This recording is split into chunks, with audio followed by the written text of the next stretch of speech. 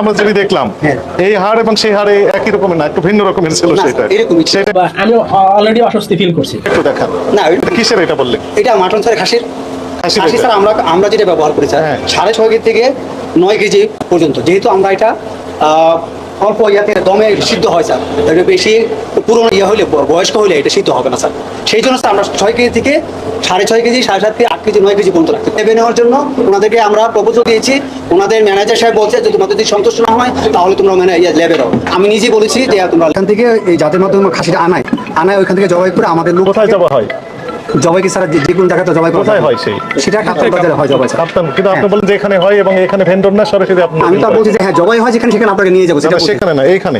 না, এখানে তো জবাই করতে দিবেন না স্যার, সিটি কর্পোরেশন তো যেটা এটা ইয়ে আছে তো স্যার। এবং ভেন্ডর এখন বলছেন ভেন্ডর, আগে তো বলেছেন যে ভেন্ডর না। না ভেন্ডর, আমরা তো ভেন্ডর মাধ্যমে থেকে আসছি তো এই আপনার কথাটা আমি লাউডে দিলাম যেন আমরা ভালোভাবে শুনতে পাই, এবং অনেক মিডিয়া আছে আমাদের সাথে। আজকে সুলতান ডাইন্সে কত কেজি মাংস দিয়েছেন জানান? যে আপনি সুলতান 125 কেজি, গতকাল কত কেজি দিয়েছিলেন? থাকে সিটি কর্পোরেশনের কোনো প্রতিনিধি থাকে কিনা? থাকে না, অফিসে এটা তো প্রতিদিন আইয়া দেখাশোনা করে সিটি কর্পোরেশন।